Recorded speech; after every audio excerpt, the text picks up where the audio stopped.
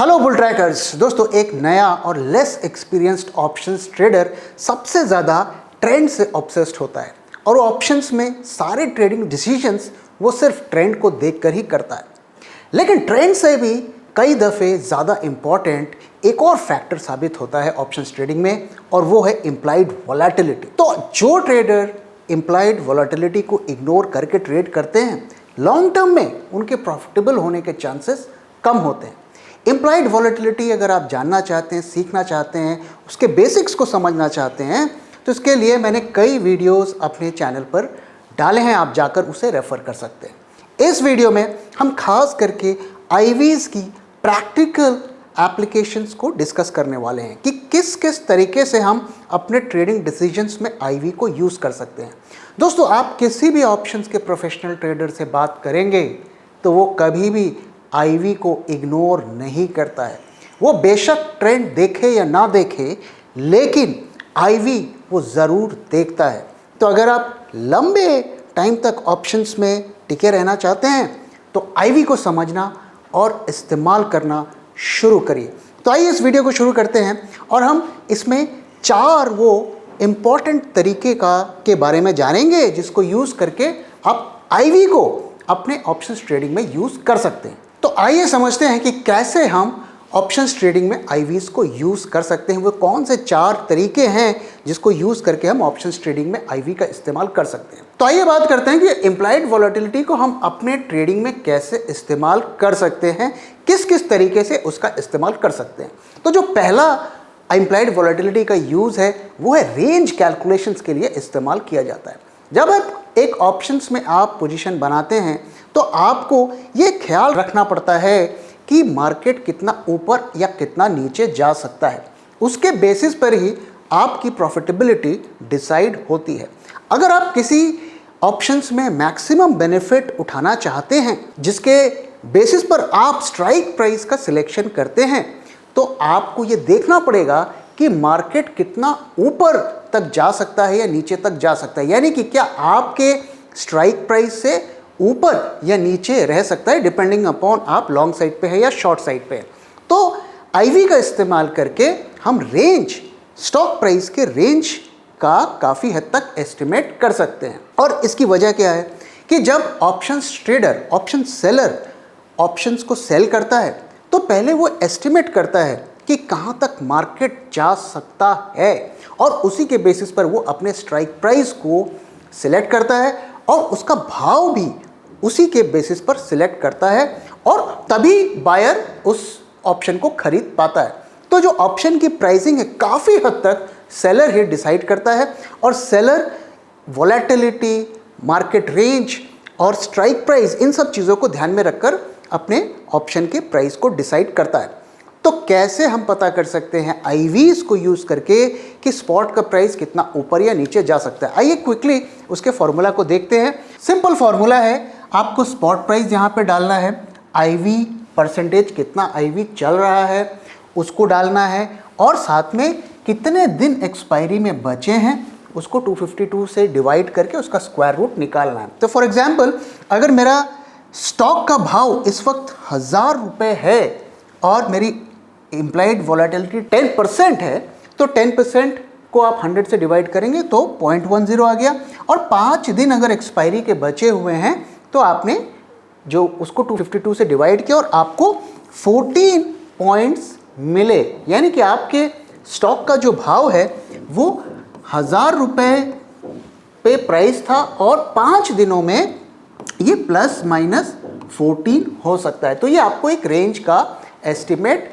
देता है। दोस्तों, ध्यान रहे कि ये चीज़ें कोई स्टैटिक नहीं होती है। अगर आज आपको इतना रेंज मिला तो अगले 5 दिन तक, 7 दिन तक यही रेंज रहेगा। तो आपको कॉन्स्टेंटली आईवीज़ को मॉनिटर करना है कि वहाँ पर क्या हो रहा है, उसके बेसिस पर अपनी पोजीशंस को अगर ज़रूरत पड़े तो एडजस्ट करना है।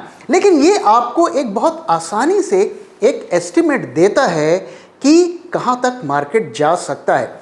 और अगर एज ए ट्रेडर हम अगर पोजीशंस बनाएं और हमें ये तो पता चल गया चार्ट देखकर या जो भी देखकर कि मार्केट बुलिश है या बेरिश है, लेकिन कितना तक जाएगा वो एक ऑप्शंस मार्केट से भी हम उसका एस्टिमेट निकाल सकते हैं और उसके बेसिस पर जो सारी कौन सी स्ट्रैटेजीज हमें लेनी है, कौन से स्ट्राइक्स लेने हैं, कितने प्राइस पर खरीदना है या बेचना है, ये डिसीजंस हम ले सकते हैं।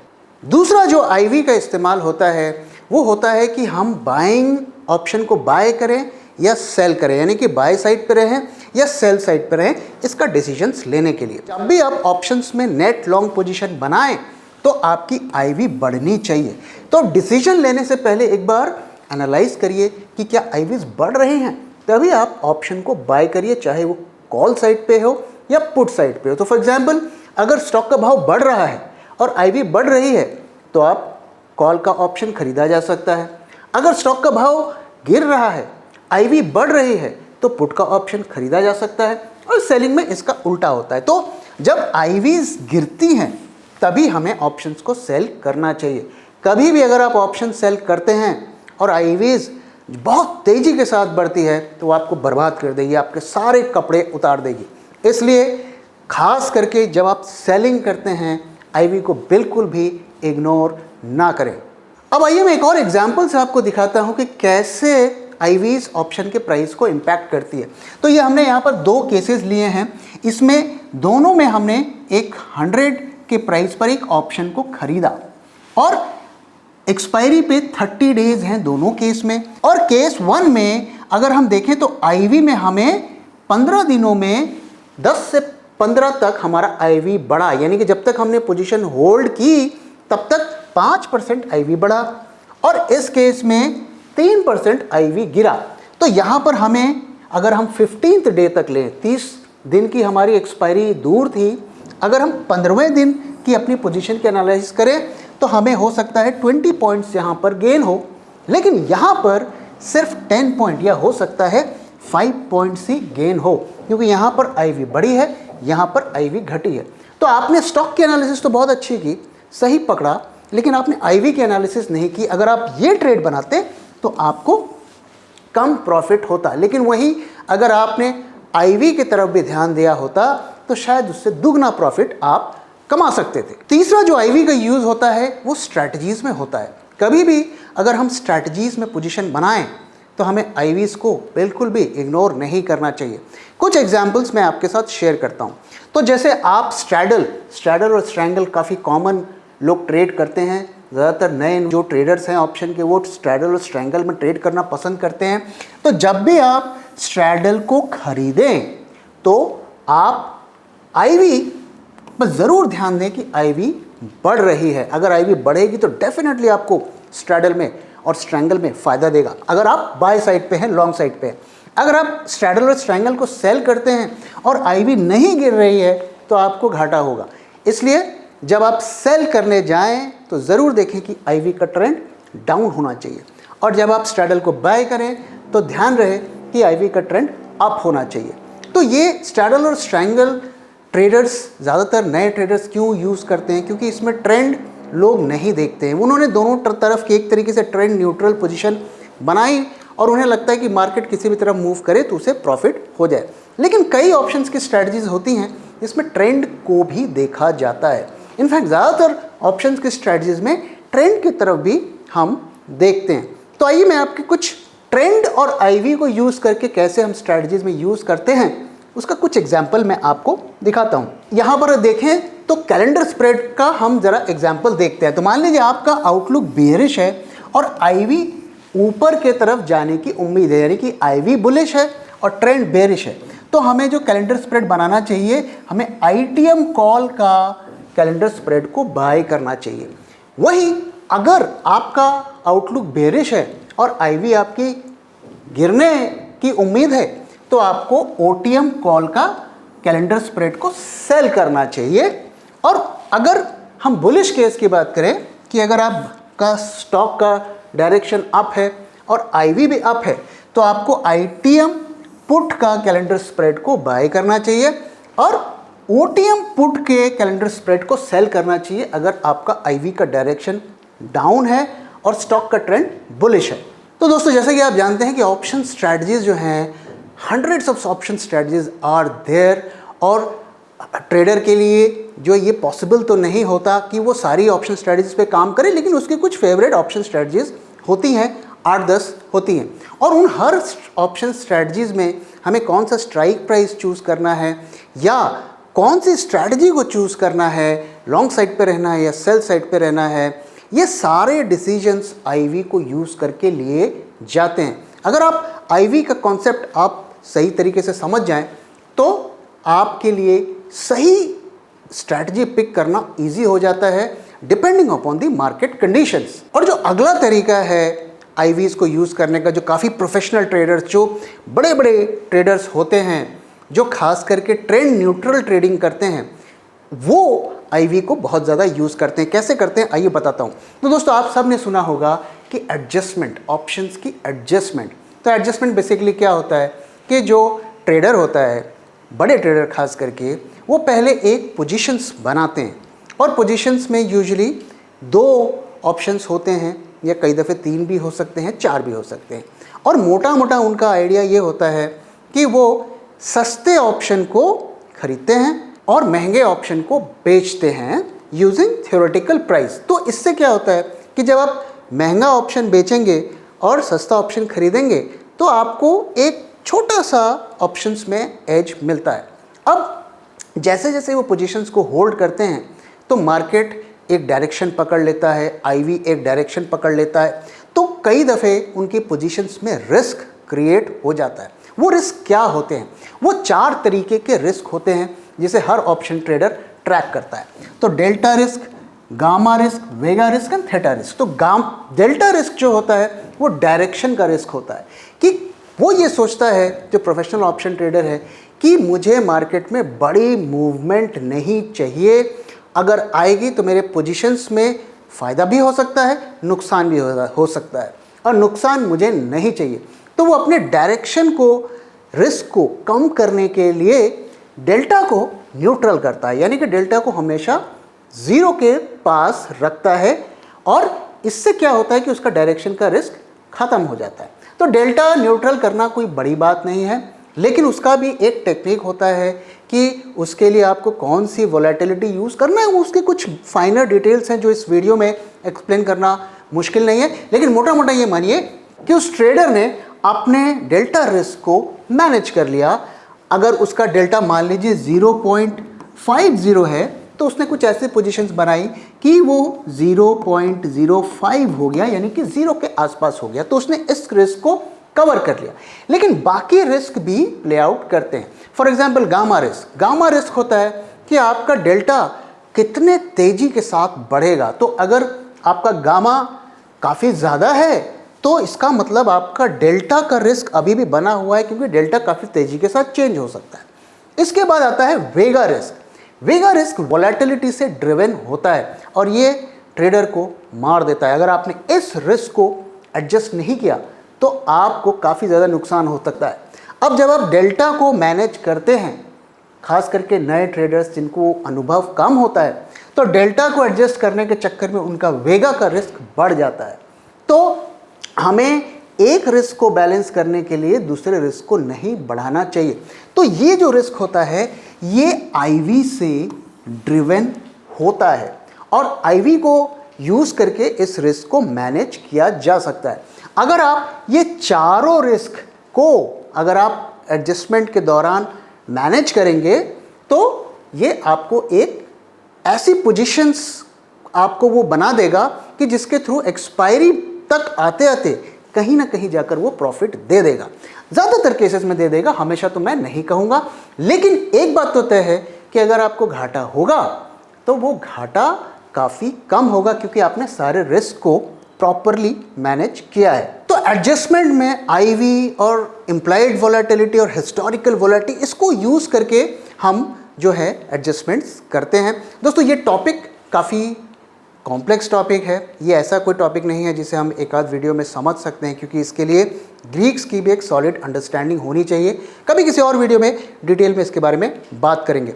तो दोस्तों अब बात करते हैं कि ठीक है, आईवी तो मैंने बता दिया कि आईवी यूज़ कर कैसे कर सकते हैं, कैसे उसका फ़ायदा होता है, लेकिन हमें कैसे पता चले कि आईवी ऊपर जाएगा या नीचे जाएगा। दोस्तों इस पर बात करने से पहले मैं आपको अपने ऑप्शंस लर्निंग प्रोग्राम क्लब 100 के बारे में बात करना चाहता हूं, जिसमें हम इसी तरीके की प्रैक्टिकल चीज़ों को डिस्कस करते हैं और कैसे इन प्रैक्टिकल चीज़ों को यूज़ करके हम अपने ऑप्शंस ट्रेडिंग में इम्प्लीमेंट कर सकते हैं विथ लाइव एग्जाम्पल्स और केस स्टडीज़। तो ये सारी चीज़ें हम डिस्कस करते हैं। तो अगर आप इसमें इंटरेस्टेड हैं तो ज़रूर पार्टिसिपेट करिए। स्क्रीन पे दिए हुए नंबर या वेबसाइट पे विजिट करके आप हमसे कांटेक्ट कर सकते हैं। आप व्हाट्सएप के थ्रू भी हमसे कनेक्ट कर सकते हैं या फिर हमारी वेबसाइट पे जाकर भी रजिस्टर कर सकते हैं। अगला बैच दोस्तों जनवरी 11 से शुरू हो रहा है, तो अभी कुछ सीटें अभी भी बची हुई हैं। तो अगर आप इंटरेस्टेड हैं तो ज़रूर आके रजिस्टर करिए। तो आइए अब बात करते हैं कि आईवी बढ़ेगा या घटेगा, इसको कैसे पता किया जा सकता है। दोस्तों आईवी को प्रेडिक्ट करना इतना आसान काम नहीं है। काफ़ी कॉम्प्लेक्स मैथमेटिकल मॉडल्स जैसे कि गार्च मॉडल्स वगैरह यूज़ किए जाते हैं। कई ट्रेडिंग फर्म्स, बड़े बड़े ट्रेडिंग फर्म्स जो है मैथ्स के जो PhDs हायर करते हैं और वो इन मॉडल्स पर काम करते हैं। लेकिन अगर हम उन कॉम्प्लिकेटेड चीज़ों को ना यूज़ करना चाहें, क्योंकि हर किसी के बस की बात नहीं होती है उन चीज़ों को यूज़ करना, तो कुछ सिंपल तरीके हैं जिनको यूज़ करके भी हम आईवी को कुछ हद तक सक्सेसफुली यूज़ कर सकते हैं।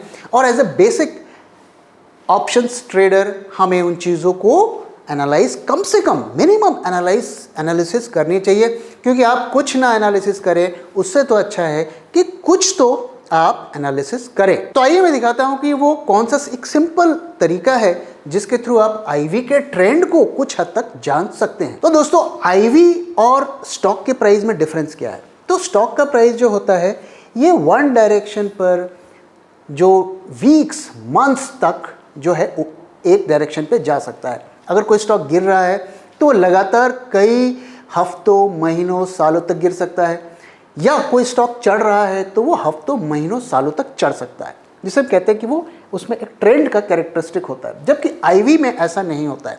आईवी कभी भी ऐसा नहीं होगा कि एक डायरेक्शन पे चढ़ते जाए, सालों दर सालों चढ़ते जाए, ऐसा नहीं होता है। आईवी हमेशा एक रेंज में रहता है। वो रेंज चेंज होती ज़रूर है लेकिन रेंज पे रहता है। तो आईवी का पैटर्न अगर आप शॉर्ट टर्म में देखेंगे, 2 हफ्ते, 3 हफ्ते या 1 महीने, 2 महीने, तो वो कुछ इस तरीके का बनाता है, एक बैंड बनाता है और बैंड पे जाकर फिर वो नीचे आता है, फिर नीचे के लेवल से फिर ऊपर जाता है। तो एक तरीके का ये ऐसा पैटर्न बनाता है।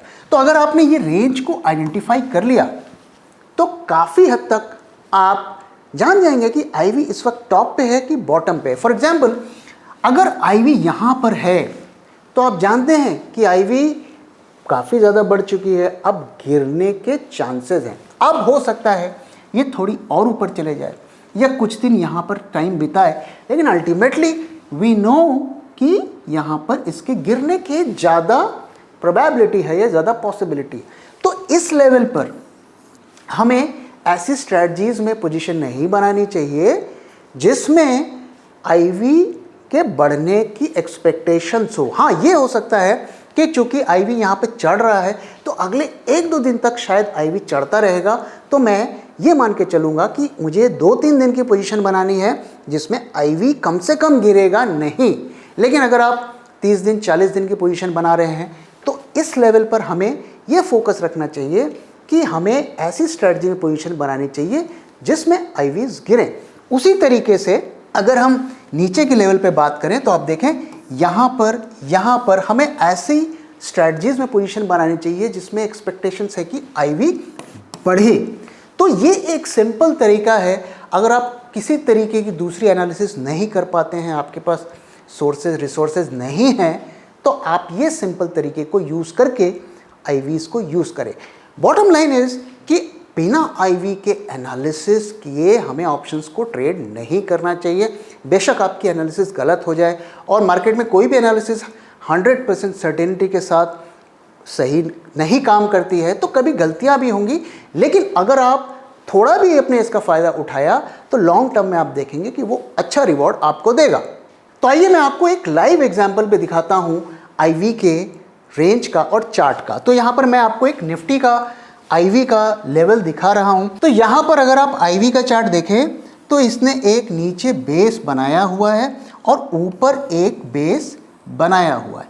अब इसने, अगर आप देखिए तो ये ऊपर के लेवल से ऊपर के जो बैंड के लेवल से ऊपर चल रहा है इस वक्त। तो अगर हम इस पैटर्न पे जाएं और अगर एक सिंपल सा लॉजिक लगाएं तो यहाँ से IV के गिरने के चांस रहेंगे।